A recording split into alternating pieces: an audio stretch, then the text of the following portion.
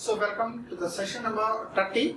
So in the last session we are discussing about different types of instrumentations. So what are the instruments we are using in the power plants? Okay. So now we would like to continue the session here. So the most important thing in the power plant section is the emission part. So especially due to the combustion of a coal, we got different types of emissions. So here the most of the emissions we need to control here and we need to measure for that. Otherwise it causes to the more environmental pollution. Okay. So already we are following some emission norms here. So in India we have started the following first Euro norms, European norms. So later we would like to start our own emission norms. So now the India started the own emission norms of a Bharat stages. So it's simply represented as B, Bharat stage, BS. Okay, Bharat stage. So now in India we are following the Bharat stage 6. Okay. So the Bharat stage as per norms we need to follow the power plants or automobiles, anything we need to follow the emission norms of a Bharat stage 6 right now. So what is the reason behind to follow the emission norms? So initially when the industrialization started in the 19th century, we don't have any industries, okay, very less industries. So that reason we can't think about the emission conditions. But the latter, when the industrialization is started, so coming to the point of emission is increasing continuously. So it causes to the damage of the hydrological cycle. So already do you know the very well regarding the hydrological cycle. So in a hydrological cycle what happened? So in a hydrological cycle is there. So the water is evaporated from the earth and the water is converted into the clouds. So that clouds is again fall to the earth. Okay, in the form of precipitation. So this is the continuous cycle. So evaporation, cloud formation and precipitation or rainfall. So this hydrological cycle is affected due to the environmental pollution by different pollutants. So most of the pollutants we are causing the environmental pollution is carbon dioxide, nitrogen. Okay. So we need to calculate that different types of emissions, carbon dioxide, nitrogen, hydrogen and the oxygen. So here we are coming to we need to measure the different types of emissions, that is carbon dioxide, hydrogen, oxygen and the hydrogen content. Okay. So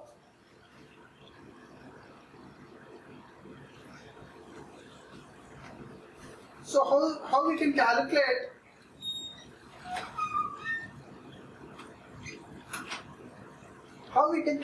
the different types of emissions. So for calculating the different types of emissions, we need to utilize the different types of systems. Okay. So especially if you want to calculate the amount of emission content in the exhaust gases, so especially we need to focus on carbon dioxide, hydrogen, nitrogen, oxygen. So these are the most of the emissions from the power plants. Okay. So carbon dioxide, so how we can calculate it? So generally based on the thermal conductivity value, we can calculate these contents. So for example, carbon dioxide have a thermal conductivity, it's a very low 0.585. Okay. And what about the hydrogen? So hydrogen have a highest thermal conductivity, that is the 7.35, and the nitrogen have a less thermal conductivity when compared with the hydrogen, that is 1.005, and the oxygen have little bit higher thermal conductivity than the nitrogen, that is 1.007. So here based on the thermal conductivity values,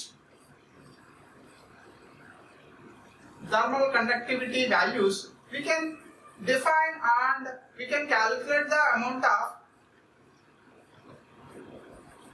percentage of emission content in the exhaust gases. So here, for example, in this diagram, if you see this oxygen analyzer, so how much amount of oxygen is present here? So how much amount of oxygen is present, we need to calculate. So first we need to send the content. So here I would like to calculate the oxygen percentage in a steam. So for that purpose, what we need to do? So for that purpose, we need to sending the steam here, and this is a steam flow meter. How much steam is flowing? Okay, that is we need to calculate. And here, the more important thing in the final stage. So this is the oxygen analyzer. So here we can calculate the amount of oxygen. So how we can calculate here? So in this oxygen analyzer, so through this duct we are sending the gases. Okay. So while we are sending the gases, so here in this part we have a oxygen recorder. Okay. So this is analyzed in this duct point, and so here also flow transmitter are required and pressure transmitter is required for measuring the variation of a stream pressure variations. Okay. And here we have a sensor system is there, signal sensors and signal sector systems are there. So here we need to send the air. So this is the low level and high level signal sectors. So two sectors are there. One is the low level sector and second one is the high level sector. So from that point we need to calculate the amount of oxygen content or analyzing in the stream of a oxygen content. So this system is known as Westinghouse oxygen analyzer. Westinghouse oxygen analyzer.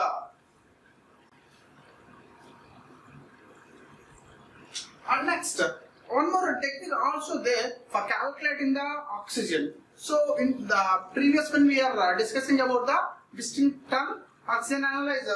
Now we would like to analyze oxygen by using of a zirconia oxygen analyzer. So it's a very simple.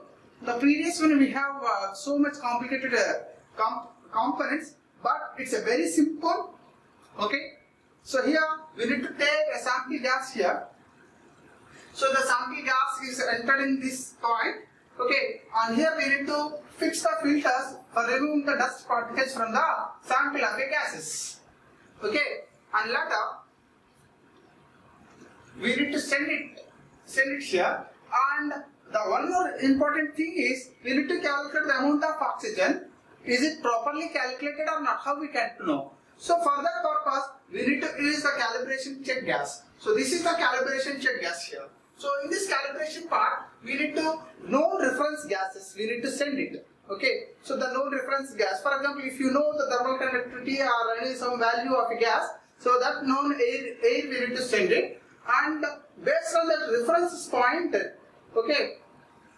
So you see here. So the reference gas is entered here. Okay. And here the sample gas is entering here. So these are the flame traps. Why we require the flame traps? So the oxygen may be causes to the backfire.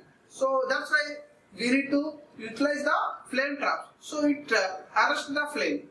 Okay. So if the flame traps otherwise it takes the flame back and it maybe takes a blast here. So that's why we need to arrange the flame trap points. Okay.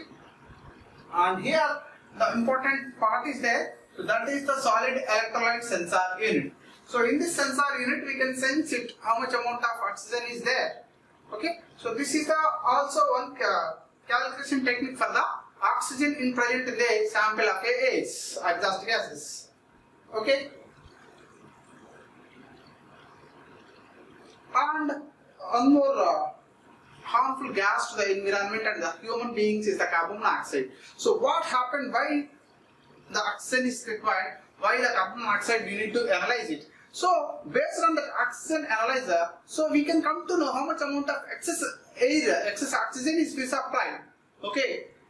So we need to calculate the air-fuel ratio. Based on that only, we need to send the air and the fuel. Otherwise, maybe sometimes it causes to the excess oxygen or lower amount of oxygen. If the excess oxygen is there, there is no problem. But when the oxygen is very less, so it causes to the formation of a carbon monoxide. Because so carbon is our fuel and we are supplying the oxygen here. So the amount of oxygen is very high. It forms into the carbon dioxide. So with the carbon dioxide we don't have that much problem.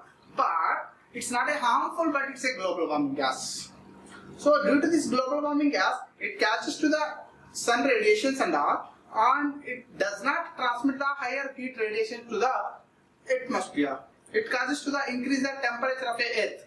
So due to the higher temperature of a earth, so it causes to the melting of a lands, snow particles on a poles. So this is also causes a little bit effect, but the most dangerous gas is the carbon monoxide. So when the oxygen content is less, so if you don't have a sufficient oxygen, so it forms to the carbon monoxide. So carbon monoxide is a dangerous gas to the human beings. It causes to the irritation problems, headaches, and sometimes the nervous problems also. So that's why we need to analyze what is the amount of oxygen content, if sufficient oxygen is available or not, and secondary we need to calculate the carbon monoxide content also.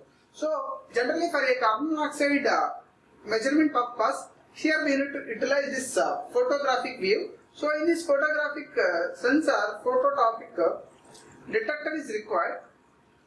Okay. So see the components first. So what are the components here in this? So first we need to retroreflector. One retroreflector is important, and beam splitter is there, and copper wheel is there, photopic source, and this is the detector point, and standardized cell, lenses, filters, photopic detector, beam combined separator.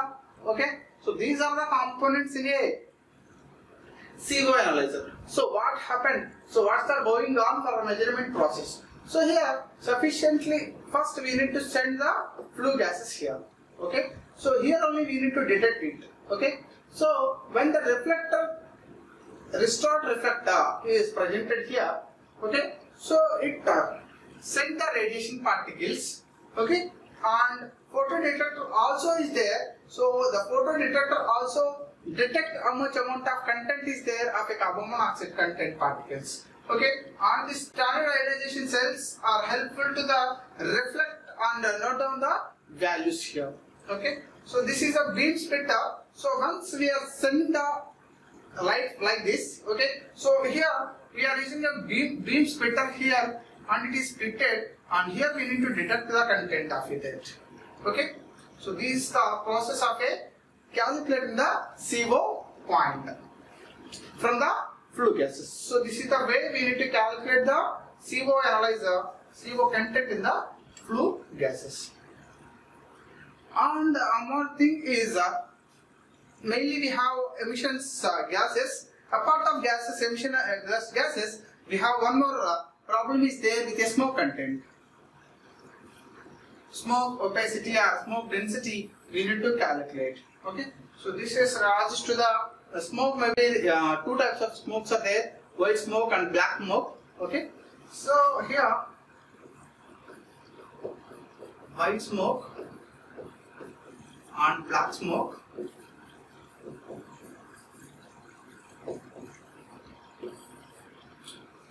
So here it's a very simple experiment it is. Okay, photocell principle. So here just we have a one projector there. Okay, so from here we need to send it the gas sample in this box. So this is the sampler. So in this sampler what we need to do? So just we need to send the sample here. Okay, suction uptake. So the gases are projected, and from here we are projecting the light. Okay, so from this side we are projecting the light. So this is received by a receiver. So this is the receiver point, and from this projector we need to supply the electricity. For projecting the light we need to supply the electricity, and this receiver is connected to a sensitivity control unit, and this is the control unit here. So in this control unit we can monitor the amount of smoke content at a particular component here. Okay, so this is a simple. So projector is required, receiver is required, and the sampler. In this sampler we need to send the gas input. Exhaust gas we need to send through this, and exhaust gases are out here. Okay, so this is the unit for measurement of a smoke. Okay. Reflect light dust recorder. So here in the previous case we are discussing about a smoke particles. So in the same way we need to detect the dust content in the exhaust gases. So here also we need to same thing. So here these are the dust particles, and flue gas flow like this. Flue gas flow like this, and this is the duct point, and this is the photocell. Okay, so in this photocell, especially here we are placing here lamp reflector and all. So dust particles are strike here, and this photocell is detecting the amount of dust particles, how much amount of dust particles are present at a sampler gases. Okay, so this sample gas or flue gases are there, and for this purpose also we need to supply the electricity amplifier and indicator here. For this we need to supply the external circuit electricity for working of a amplifier and inductor. Finally, this reader, all the readings are recorded at a final stage recorder. In this recorder, we can note down how much amount of dust particles are present at a particular locations. Okay, so this is about a simple calculation of a dust recorders. So measurement of moisture in the CO2 circuit. So up to now we are recording the exhaust gases only, and here we have a steam content, and the steam content also how much carbon dioxide is mixed. We need to calculate by using a moisture measurement of moisture circuit. So in this circuit, so the thing is, so these are the main circuit content. So here this is the flow meter, how much amount of steam we need to flow it. Okay, and this is the one is the sample tube, and second one is the reference tube. So in the reference tube we can take known values of a steam. How much amount of CO2 is there? That is the known value, and this is the unknown value. So by comparing this, when comparing with one with another, so we can define and we can calculate the amount of CO2 content here. Okay, and this is the pressure condenser. So condenser, in this pressure condenser is worked about how much amount of CO2 pressure variations are there and all. Okay, and calcium flows, fluoride windows. Okay, so light technique, here also we are using the light techniques only. And this pressure condenser and all we need to connect it to the voltmeter and the amplifier, and finally we can record the using of a recorder. Okay, and so here in this base we need to heat about the exhaust content. So the sampler tube and the reference tube is heated by using of a infrared heaters. Okay, and this is the chopper filters. So for removing the dust content and all, and it's continuously circulating here. And here we are using the cooler. By using of a fan, we can cool down the sample of content.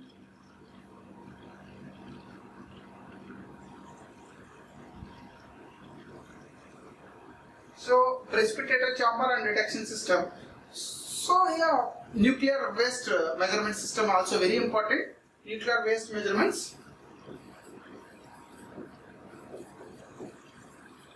So in this nuclear waste we can calculate by using a precipitation chamber technique. So here wide drums and what are the important components in this? So here the important components are sample of a tube. So this is the sampler tube, and second one is lead shielding and photo multiplier here. So this photo multiplier gives the values, how much amount of beta phosphor is there, how much. So this is the beta phosphor and all. Okay, and clean CO2 per gene. Okay, for inserting the CO2 here for measuring the values, and drive mechanism. So here we need to take it via storage drums. So from here onwards we are sending the content. Okay, so this and here we need to place the insulator, and this is the circuit, continuous circuit. So it is continuously circuiting. The waste what we are getting, the nuclear content waste. So that is we need to measure by using of a precipitator chamber and detection system. Nuclear waste causes to the amount of emissions and all, radiations and all, we need to calculate like this. So gas sampling arrangement here. So it's the content of a compressor and all. So this is the compressor here, and this is the reactor vessel. So in this nuclear reactor, the most important thing is the reactor vessel. So in this only we have a content of a fuel rods and all, coolant rods, fuel rods and the control rods are there. Okay. So here how much amount of emission we calculate, gas sampling arrangement is there. So for that purpose we need to set the compressed air in this reactor. Okay. And reactor shield, this is the reactor shield here, and it is connected to a 4-unit valve. So this is the valve here, and it is connected to a rotating selector arm. So this rotating selector arm is connected to a 4 units and the 4 outputs. And later after that gas we need to cool down by using of a cooler. And here we need to filter it. The amount of exhaust gases we need to filter it. And this is the precipitation chamber. So nuclear waste we need to clear it. Here we need to collect the nuclear waste. So that nuclear waste is calculated by using of a precipitator chamber measurement in the previous one. Okay.